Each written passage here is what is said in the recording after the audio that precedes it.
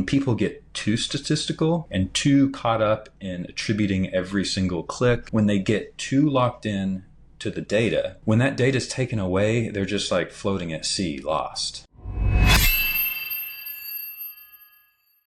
Welcome to the first episode of Over Budget, the show that shows you how to avoid screwing up your digital marketing career. Today's guest is the co-owner of Disco Sloth, a Google Ads agency with a relentless focus on creating profit for their clients. He's also the writer of great books such as Becoming a Digital Marketer and Unorthodoxy, both very good reads that I highly recommend, and a product of the great state of Arkansas. We've somehow convinced him to give us 30 minutes of his time for free. Welcome, Gil. I didn't know it was free. Congratulations, you've been scammed by another Indian. Wow. I don't know how I feel about that.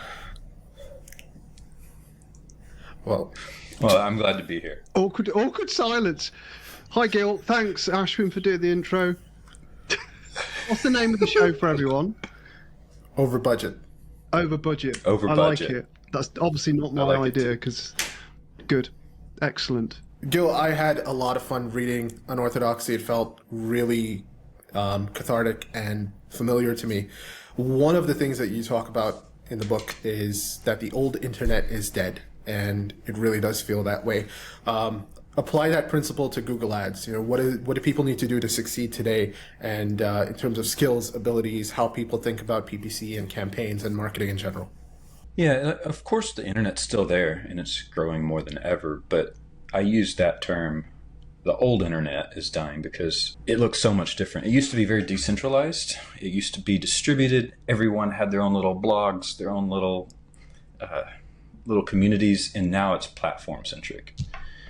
And I think that is literally like echoed in ads, every ad platform. Increasingly, it feels like instead of advertising and reaching customers that are out in the open general internet, we're reaching people within the platform. For Google Ads, which is our specialty, it feels more and more almost like social ads of a few years ago, where you're just reaching everybody within Google's ecosystem.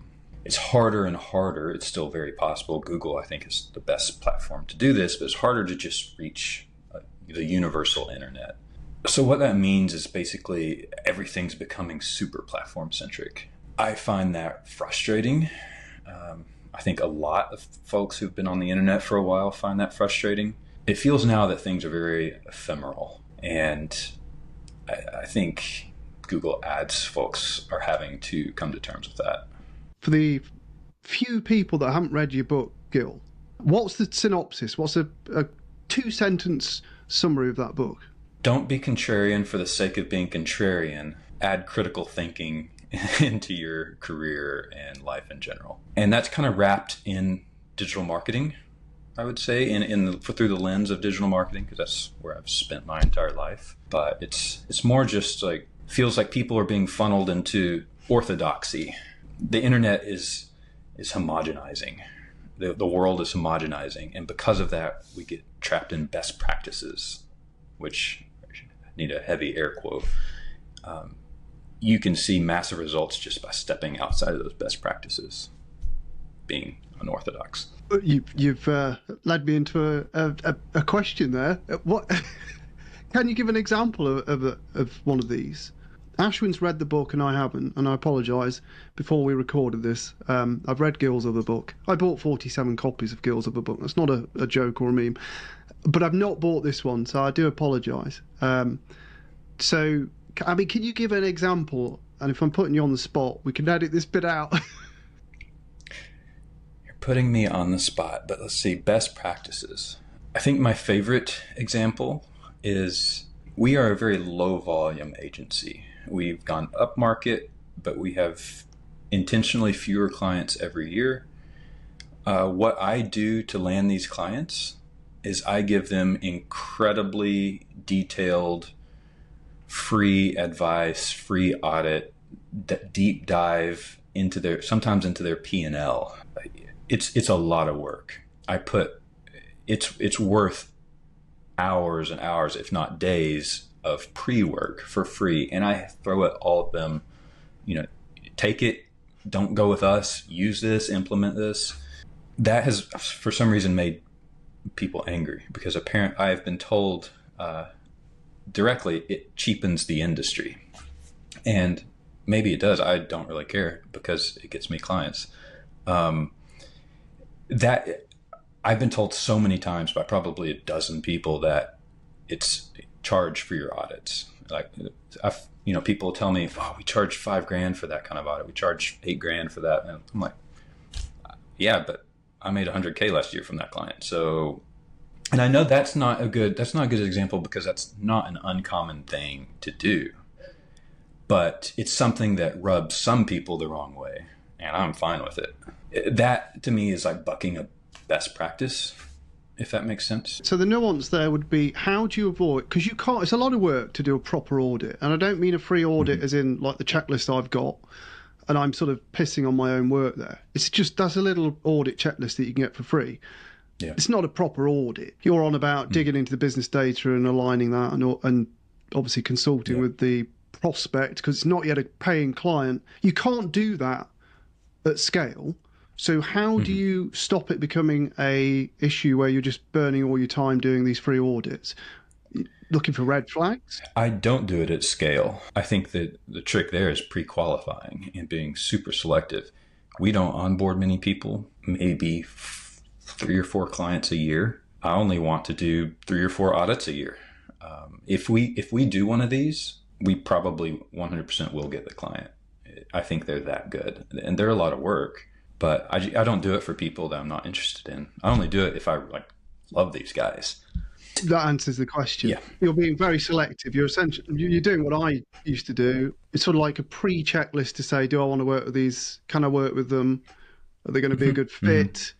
Yada, yada, yada, before just turning out free audits. Because I bet most people just turn out free audits for the sake of it. Right.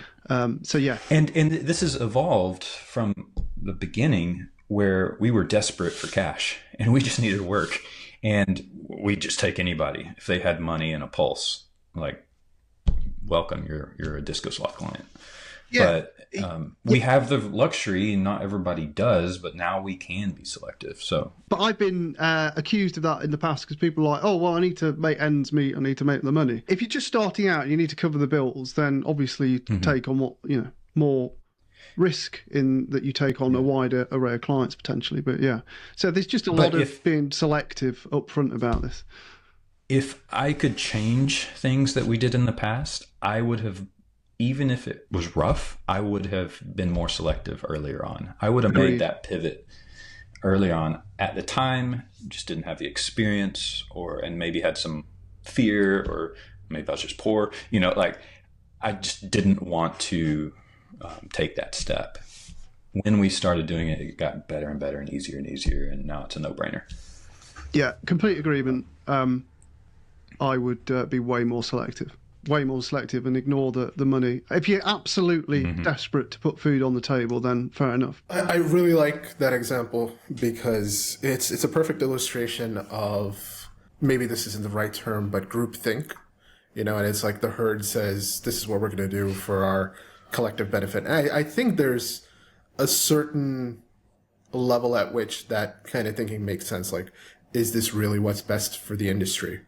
You're both agency owners. I'm very recently into consulting. Prior to this, I was employed in full-time work for 14 years of my career. And I've always done the extra work for job interviews. And I'm very selective about which jobs I apply to, but I put a ton of effort into them. And I'll do like prep work. I'll do idea sheets, and I'll show up for the interview, or, if I get into like the second or the third round, I might even come in with a document detailing some of my ideas. And that has always helped me nail interviews. I've not done a ton of interviews in my career, but I have a really high close rate because I'm willing to do the work that other people are not willing to do.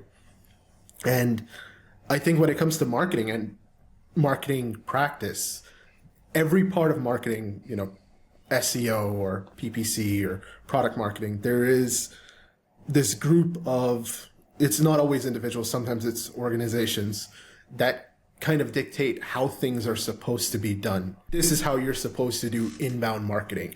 You're supposed to do the articles that target these keywords, even if they have nothing to do with your brand or your business. You pump them out, you go out and you buy backlinks and boost yourself up in the SERP.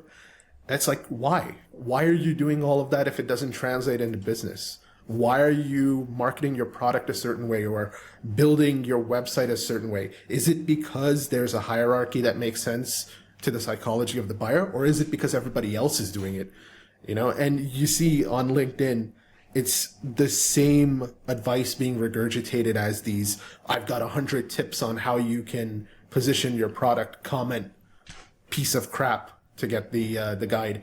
And how many people are getting those guides? Like, a lot of people don't read them, but if you're assuming that people do actually read them, everybody's implementing the same stuff. Where are you actually thinking for yourself and saying, I'm doing this because here's my logic, here's my rationale? And that insertion of critical thinking back into the process, that I think is critical. And it's one of the things I latched onto in the book. Yeah, one thing that kind of made us start pivoting is I realized I don't want to be the best of everyone else. I just want to be the best at whatever I like to do and whatever I'm really good at. If there's a million practitioners of Google Ads out there, I don't necessarily want to be the world's best Google Ads practitioner. I want to be the world's best mid-sized to enterprise, e-commerce, Google Ads shopping, Merchant Center Next practitioner. Or, you could just dig the pit deeper and deeper.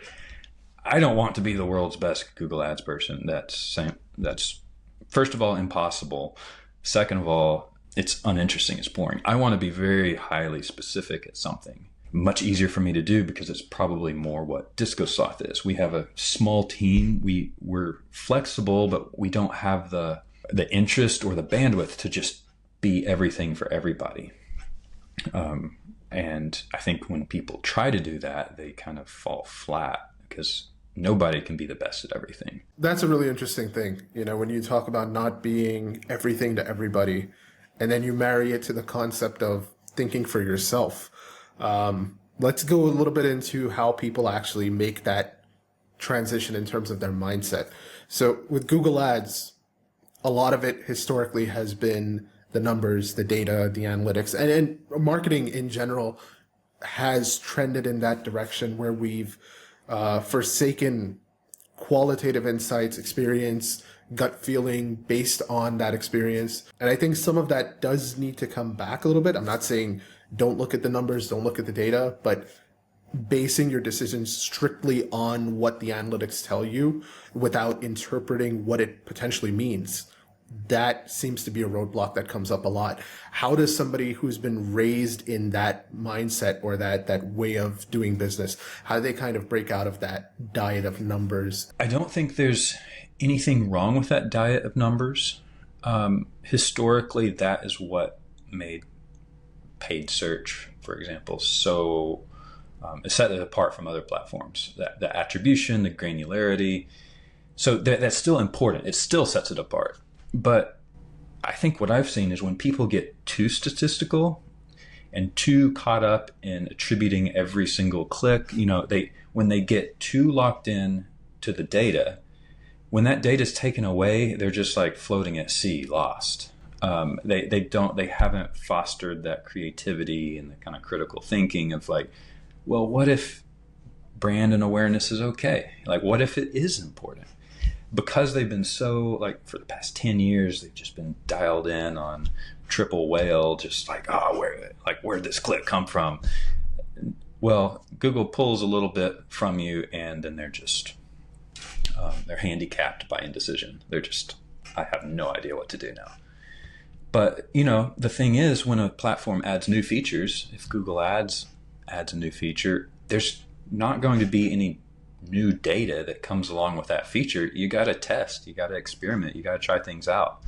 So it feels like a lot of those folks who are too buried in the spreadsheets, they're not early adopters on some of the newest things you can do because they're kind of afraid of it. It's back to basics, like very, very basic marketing, I think. And I wish more people kind of took the risk.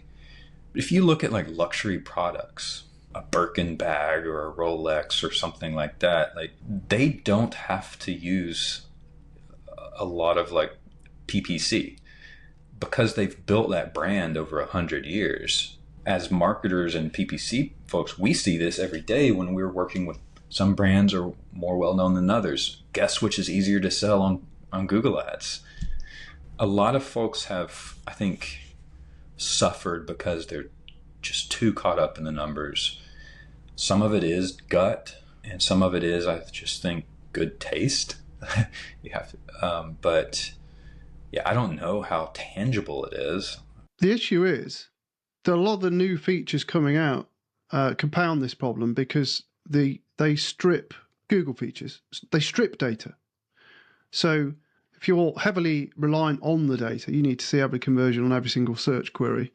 Well, it's slowly being stripped out, and you get a new platform function come up like Performance Max, and you don't get the search queries.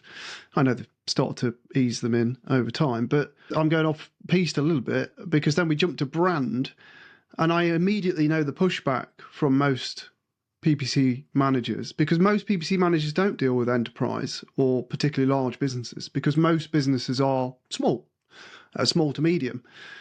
And they will be saying, well, my plumber down the road doesn't have a brand presence. So how does this make sense to them? So, sorry, go on, you answer that. I have a great example. You brought up plumber. Small businesses have very tight budgets, and I understand that.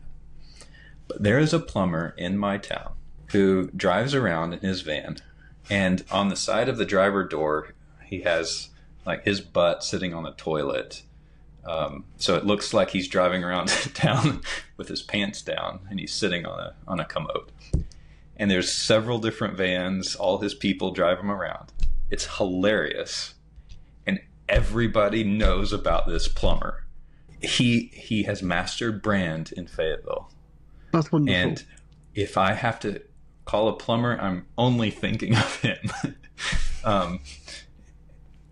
Regardless of how small your budget is, if brand is not important to you, I think you're failing. I just think there is a disconnect. It doesn't matter how small you are. This guy probably spends $1,000 a month on Google Ads. Doesn't matter. And he spent a one-off $1,000 per truck to have the vinyl laid up, and that's it, and that'll pay him back forever. But that is top tier brand marketing, and not everyone could be a top tier, come up with creative ideas like that. Let's say you're average, and you're trying, but maybe you've only been doing it 6 months. You are going to hide yourself in the Google Ads account because it's the safest thing to do. Yeah. You're going to sit there every day, log in and look at the numbers because it's the safest thing to do. And I don't mean to belittle people. I used to do it. And I cheated. I built a personal brand, which is cheating in the world of branding because it's just using my stupid face. Let's touch on the bit in the book. I mean, this is Ashwin's question that I'm stealing, but do you want to ask your question about stupid? Oh, go ahead. I think it'll sound brilliant coming from you. Gil, you say that most people are stupid. Is there a difference between being stupid and realising that you're stupid and taking steps to fix it? What's the context in the book for that question to be asked? Yeah, that makes me sound a little misanthropic. So I actually think the question sort of answers itself, which is if you realize you're stupid, you're not.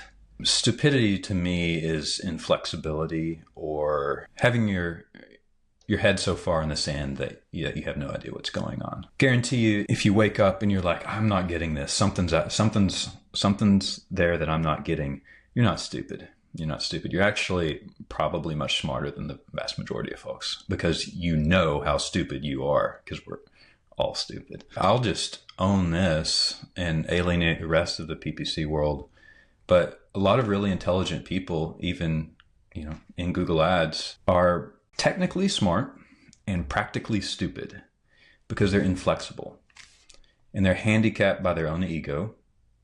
And I think that a truly adept, smart person will always be a little curious, If they have preconceptions, they'll change them when they're proven wrong. They'll test new ideas. A lot of folks get hung up on the fact that GA4 doesn't have, graphs that are as pretty as universal analytics. And it's true. It's true. I hate GA4, but I can't get hung up on that. There's people out there like thinking in 2021 Google Ads terms. These are some of the smartest people I know, but they're not helping themselves or their clients. And because of that, practically stupid. We're dealt a certain hand. You got to play the cards. I can't go in and change GA4. I think it's just that flexibility. Yeah, it's complaining to put barriers up in the way, which is what smart people do. I know I used to do it. You create barriers because you don't like the reality. You want a different answer. Right. Which won't come, so you put a barrier in your way. It's all well and good beating someone around the head saying, you're stupid. Do you realise you're stupid? And if they wake up and go, yeah, I realise I'm stupid. Brilliant. They're awoke, but not woke. Don't mix those two things up.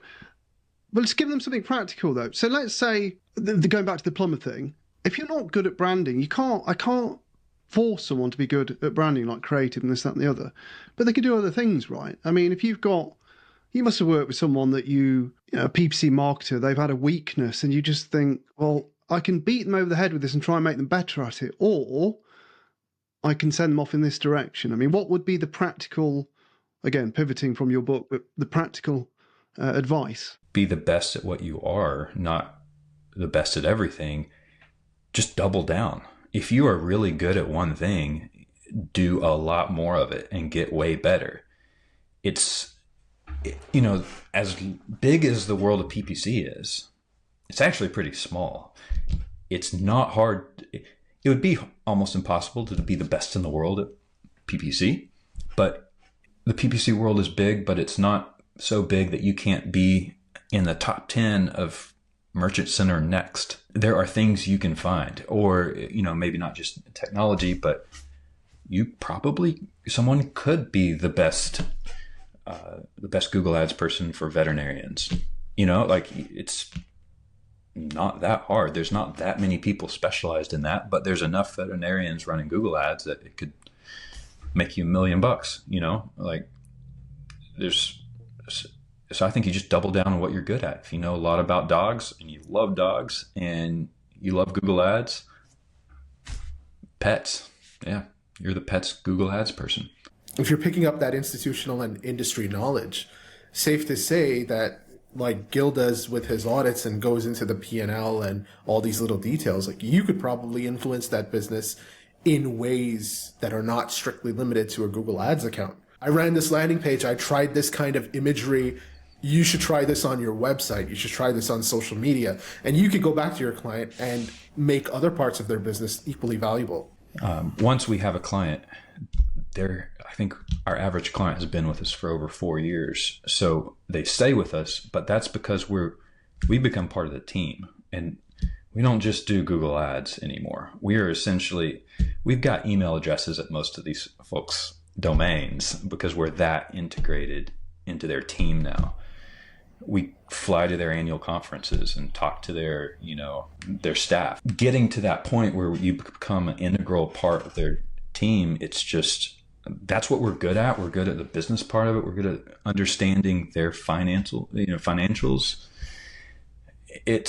Google Ads is part of it. That's the service we provide, but everything else keeps us there. And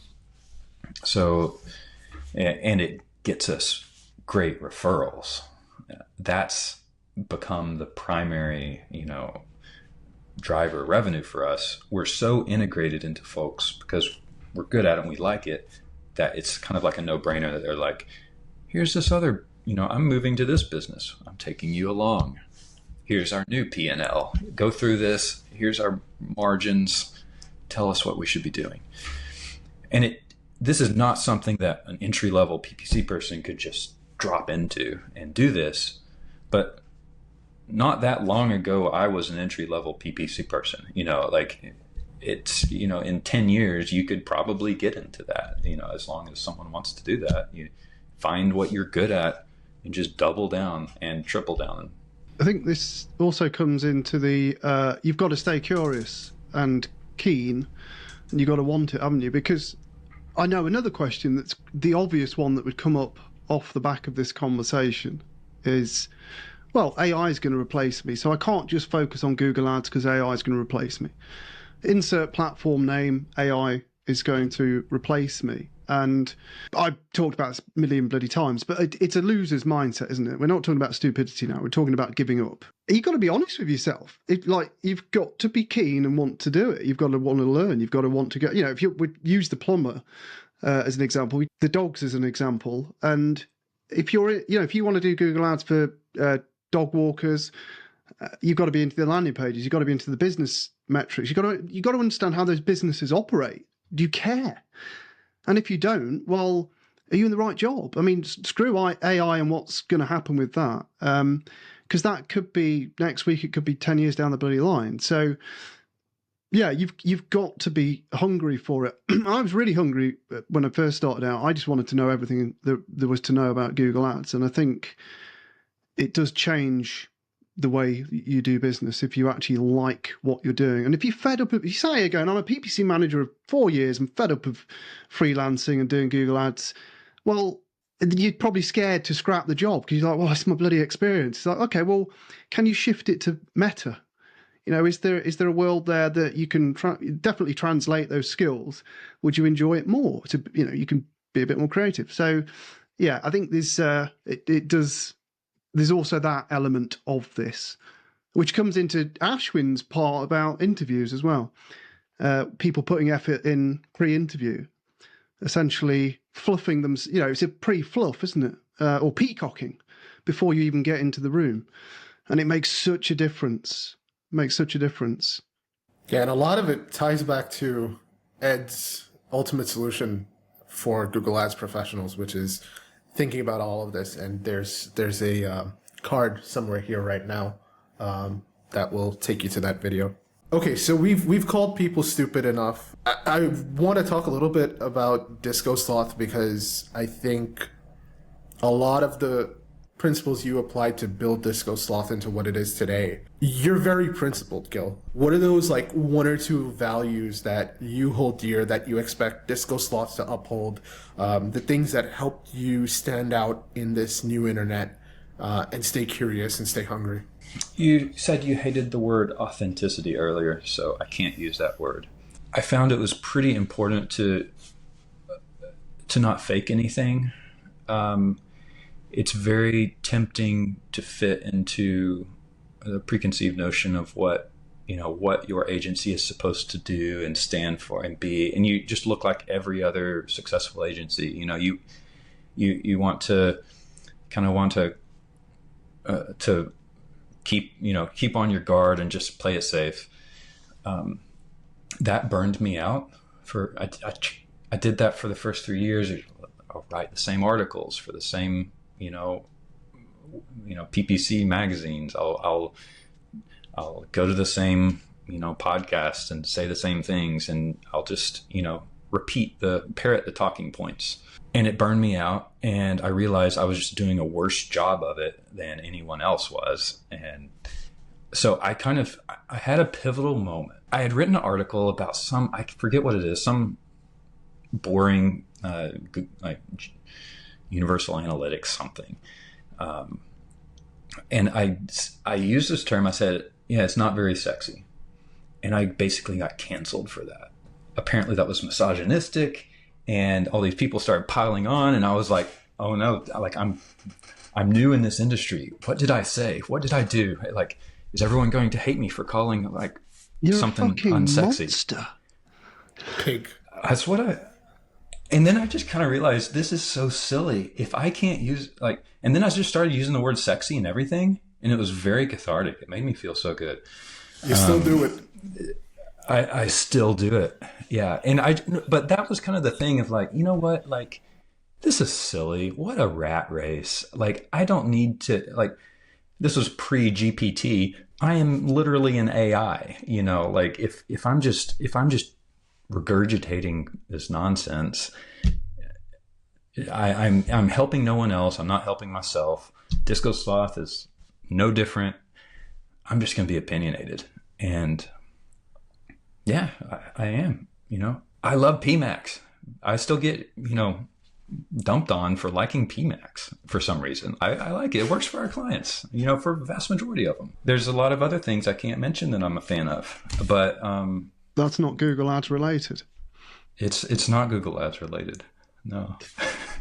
You've got to be yourself. The problem, so confidence sells, and being yourself sells, and it's also true to yourself. It's also it's a revelation when you can just say what you want within reason. I mean, I'm not going out like suggesting you go postal on people, but you have to do that from a position of power. Did you find that happened when your agency was stable enough that you were like, well, if I offend a few people, it's not gonna, I'm still going to put my bread on the plate? I hate that about myself because, yes, I kind of realized, like, oh, I didn't have the balls to do this when I was struggling.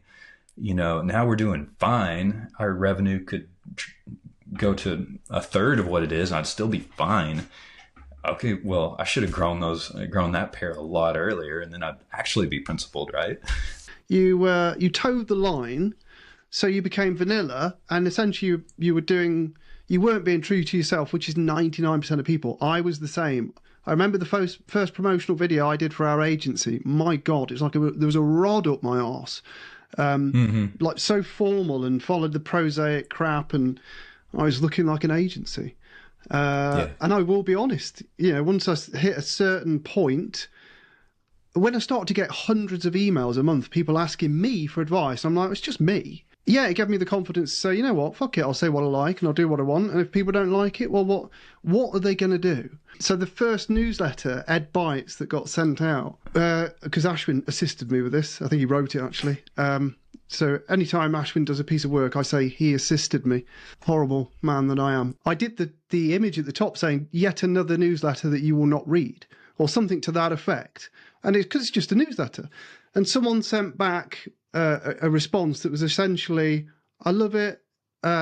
You don't give a toss when you're winning, because it's sort of like such a nonchalant email. It's like, oh yeah, here's the shit I've been up to. It wasn't, professional particularly. It was just a bit of fun. And the fact that someone responded to that and acknowledged it, and he wouldn't have been the only person. A lot of people would have seen that and gone, Ed's just having fun. He's just being himself. And I think that's so important. So important. If I go back to the old versions of our website, our homepage, and I look at the copy we use, and it's just cringy. It's so cringy. It's just like, we use data-driven approaches to increase Google Ads. It's like, okay, what bullshit. And now I have something about snowballs. The whole the homepage is just about rolling up snowballs. It's silly, but I don't care anymore. So I think it's better. I think also there's a little bit of safety in, keeping your options open. So it's like, if I keep everybody happy, everyone's a potential lead, everyone's a potential client. Mm-hmm. And that bigger addressable market gives you a false but very real feeling sense of security. The moment you realize what I'm offering is legitimate, people like it, I can get results and I can replicate those results, and those people are willing to go to bat for me and I don't have to do all the talking. Mm-hmm.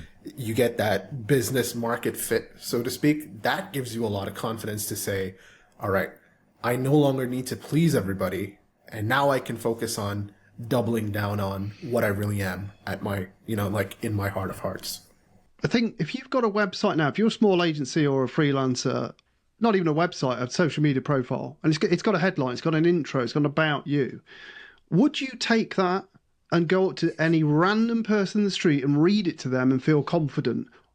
Because I know that if Gil just walked up to some random person and started talking about snowballs, they might think he's slightly unhinged, or even a MAGA.